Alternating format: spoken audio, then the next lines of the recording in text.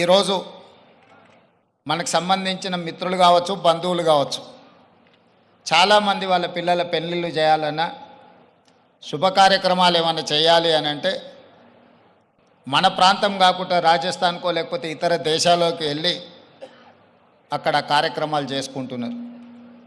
దానికి ప్రధానమైన కారణం ఆ ప్రాంతంలో ఉండే టెంపుల్ టూరిజం, అదేవిధంగా ఎకో టూరిజం. వీటితో పాటు ఎవరిని కదిలిచ్చినా మన వాళ్ళని బెంగళూరు జిందల్లో జాయిన్ అయినని కొంతకాలము అని చెప్పి చెప్తూ ఉంటారు. మనం ఈరోజు మందిరాలను దర్శించుకోవాలంటే తమిళనాడుకో ఇతర రాష్ట్రాలకో వెళ్తున్నాం. ఫారెస్ట్లో ప్రకృతి సహజ వనరులను చూడాలి అంటే మధ్యప్రదేశో లేకపోతే ఇతర రాష్ట్రాలకు వెళ్తున్నాం. అదేవిధంగా హెల్త్ టూరిజం విషయంలో కూడా మనం ఎక్కడెక్కడికో వెళ్ళాల్సిన పరిస్థితి. కానీ అన్ని సహజ వనరులు ఉన్న తెలంగాణ రాష్ట్రంలో ఇప్పటి వరకు ప్రభుత్వాల దృష్టి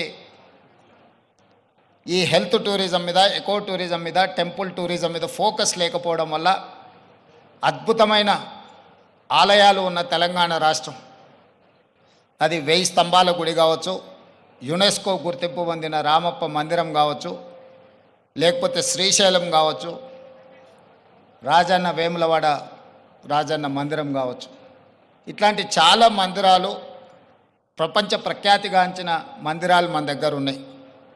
ఈరోజు కవాల్ కావచ్చు, tiger reserve forest, Nallamala tiger reserve forest కావచ్చు, జూపల్లి కృష్ణారావు గారు ప్రాతినిధ్యం వహిస్తున్న కొల్లాపూర్ ప్రాంతం, నల్లమల అటవీ ప్రాంతం, కృష్ణానది జలాలు ప్రవహిస్తున్న ప్రాంతం, అక్కడ మందిరాలకు, అక్కడ ప్రకృతి సహజ వనరులకు కొదవలేదు. మల్లెల తీర్థం లాంటి ప్రాంతాలు మన దగ్గర ఉన్నాయి.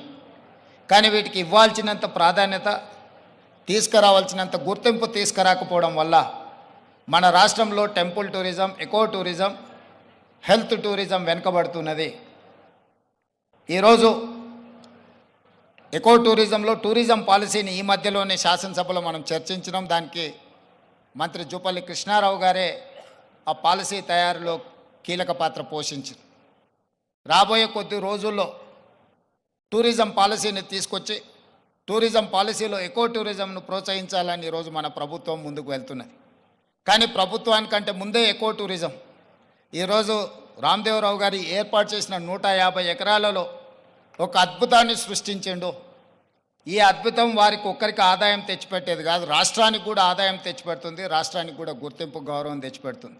ఈరోజు మనం మొక్కలు కొనాలంటే గోదావరి జిల్లాలకు వెళ్ళాల్సిన పరిస్థితి. ఎవరైనా జూబ్లీ హిల్స్, బంజారా హిల్స్ లేదా ప్రముఖులు ఎవరైనా ఇల్లు కట్టుకుంటున్నారు అని అంటే గోదావరి జిల్లాల నుంచి మొక్కలు తెప్పించుకునే పరిస్థితి నుంచి ఈరోజు వికారాబాద్ చెవెళ్ళ ప్రాంతం నుంచే ఎవరు ఇల్లు కట్టుకోవాలన్నా, ఇంతకుముందు పెద్దలు చిరంజీవి గారు చెప్పారు, 20 సంవత్సరాల క్రితమే వాళ్ళు ఇల్లు కట్టుకున్నప్పుడు జూబ్లీ హిల్స్లో ఒక ప్రత్యేకమైన మొక్కల్ని పెట్టాలి అంటే రామ్దేవ్ గారి దగ్గర నేను తీసుకున్నాను. ఇది ఇంకా అభివృద్ధి పదం వైపు నడవాలి.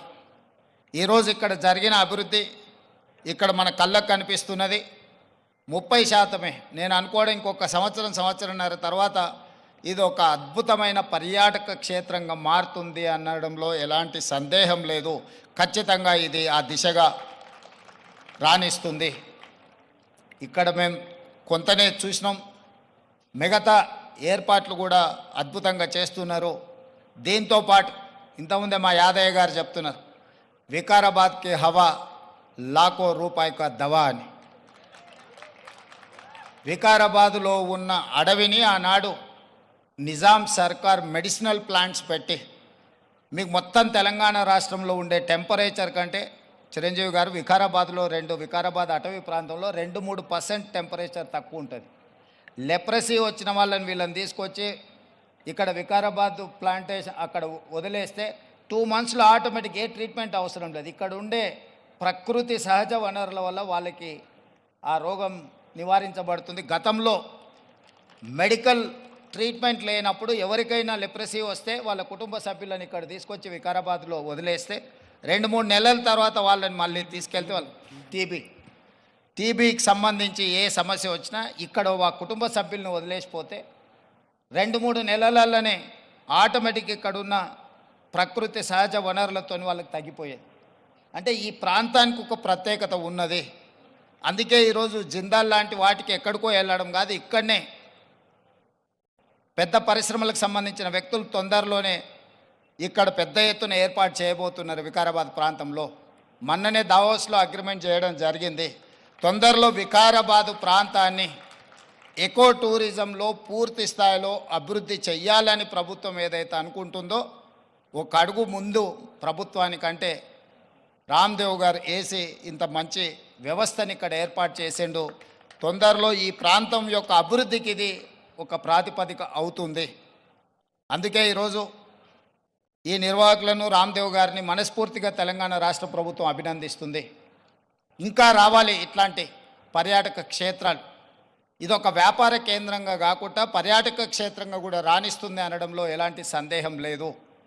ఈరోజు నాతో పాటు చిరంజీవి గారు, సీఎం రమేష్ గారు, మా మంత్రులు, శాసనమండలి సభ్యులు, శాసనసభ్యులు అందరు రావడం, ఇట్లా కార్యక్రమం రోజువారీగా ఎన్నో రాజకీయ కార్యక్రమాలలో పాల్గొంటుంటాం. కానీ ఈ కార్యక్రమంలో పాల్గొనడానికి ఒక ప్రత్యేకత ఉన్నది. ఈ ప్రత్యేకత రాష్ట్రం యొక్క ఆలోచనకు అనుగుణంగా ఉన్నది.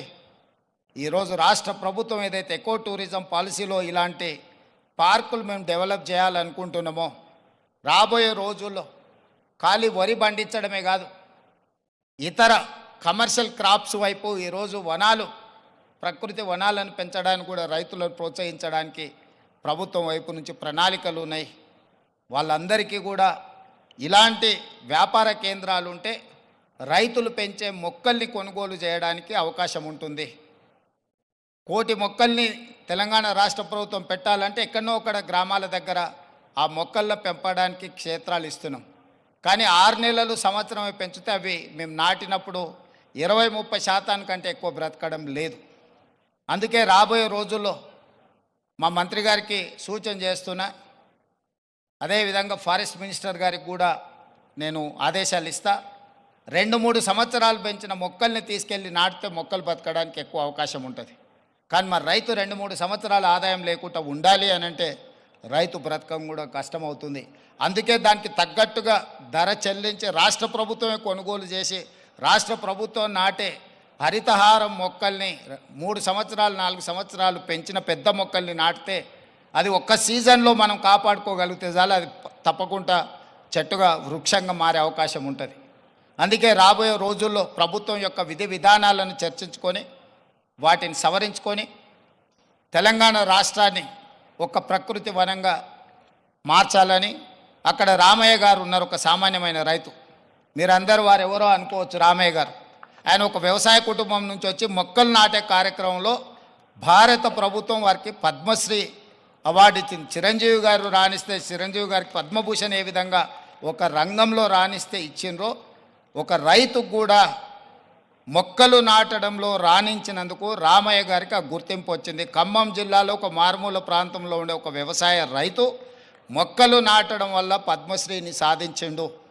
అంటే ఒక కమిట్మెంట్, డెడికేషన్ ఉంటే ఈ ప్రభుత్వాలు గుర్తిస్తాయి, ప్రోత్సహిస్తాయి. రామయ్య గారు లాంటి వాళ్ళని మనం ఆదర్శంగా తీసుకోవాలి. అందుకే ఈ మధ్యకాలంలో కేంద్ర ప్రభుత్వాన్ని కలిసినప్పుడు మాకే నాంపే ఎక్ పేట్ అంటే తల్లి పేరు మీద విద్యార్థులందరూ ఒక మొక్కను నాటి దాన్ని సంరక్షించాలనే ఒక విధానాన్ని ముందుకు తీసుకొస్తున్నాము. ప్రతి విద్యార్థి తమ కన్న తల్లి పేరు మీద ఒక మొక్క నాటి ఆ స్కూల్లో ఆ మొక్కను కాపాడితే కొన్ని లక్షలాది కోట్లాది మొక్కల్ని ప్రతి సంవత్సరం మనం పెంచుకుంటూ పోవచ్చు. ఇట్లాంటి వినూత్నమైన కార్యక్రమాలను ప్రభుత్వం తీసుకురావాలనుకుంటుంది. తొందరలోనే ఈ విధి విధానాలతో ముందుకు వస్తాం. ఏది ఏమైనా రామ్దేవ్ గారిని మనస్ఫూర్తిగా అభినందిస్తున్నా. ఒక మంచి పర్యాటక క్షేత్రంగా దీన్ని తీర్చిదిద్దండి. ప్రభుత్వం వైపు నుంచి అవసరమైన సహకారం తప్పకుండా ప్రభుత్వం అందిస్తుంది. మంత్రి జూపల్లి కృష్ణారావు గారు, స్థానిక శాసనసభ్యులు యాదయ్య గారు, మహేందర్ రెడ్డి గారు ఉన్నారు. ఏదైనా స్థానికంగా అంశాలు ఉన్నా కూడా వారు మీకు సంపూర్ణమైన సహకారాన్ని అందిస్తారని తెలియజేస్తూ మీ అందరి దగ్గర సెలవు తీసుకుంటున్నారు. ధన్యవాదాలు మిత్రులారా.